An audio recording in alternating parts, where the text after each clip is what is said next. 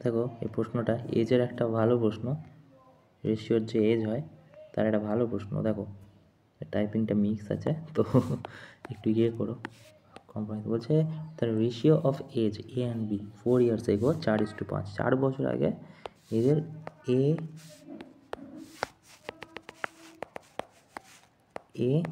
আর B এর ratio ছিল 4 বছর আগে 4:5, তাই তো? এটাই বলা প্রশ্নে 4:5। এবার বলছে যে 8 year from now, মানে ধরো এইটা প্রেজেন্ট এজ, ঠিক আছে? এখান থেকে 4 বছর আগে মানে -4, আর এখান থেকে 8 বছর পরে +8, ঠিক আছে? তো এটাই বলছে যে 4 বছর আগে 4:5 ছিল এবং এখন থেকে প্রেজেন্ট এজ থেকে 8 বছর পরে 11:13, ঠিক আছে? তো 11:13, 11:13, ঠিক আছে?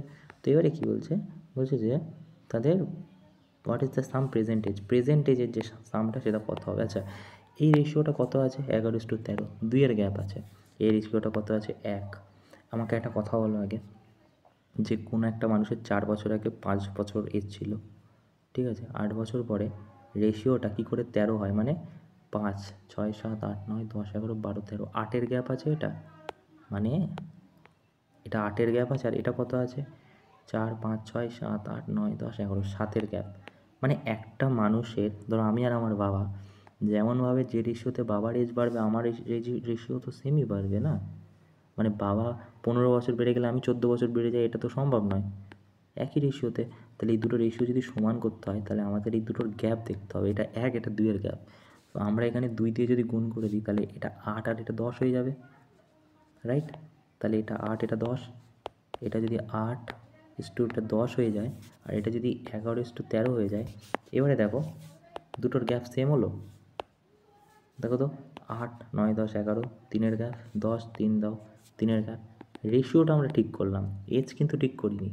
এবারে কি বলছে দেখো প্রশ্নে, মানে আমাদের রেশিওটা ঠিক করে নিলাম, এবারে বলছে যে 8 year from now। আচ্ছা এবারে আমরা জানি না কত বছর এজ। এখন এখান থেকে যদি আমরা দেখি এটা 3-এর গ্যাপ, এটা 3-এর গ্যাপ, রাইট? বললাম এদিকেও 3, এদিকেও 3, মানে 3 বছরে কত বছর বেড়ে যাচ্ছে? 3-এর গ্যাপে এই যে 4 বছর আর এদিকে 8 বছর, মানে 12 বছর। 3-এর গ্যাপে 12 বাড়ছে, 1-এর গ্যাপে কত? 4, আর 4 বছর আগে কত ছিল? 10 আর 8, 18, ইন্টু 18, 18-এর ভ্যালু কত হয়ে যাবে? 4 আর 32, 3, 4 কে 4, 5, 6, 7। তার মানে তখন মানে 4 বছর আগে, প্রেজেন্ট এজের 4 বছর আগে এই এজটা ছিল 32। কত ছিল? 72, সরি 72 ছিল, এটা 72 ছিল। এবার তার 4 বছর পর, মানে দুজনের 8 বছর বাড়বে, +8, কত হয়ে যাবে? 80। মানে এরও বাড়বে এরও তো বাড়বে না, তোমার বাড়লে তোমার বাবারও বাড়বে, তাহলে 80 হয়ে যাবে। সো এটার উত্তর 80 হয়ে যাবে, এই যে 80। ওকে।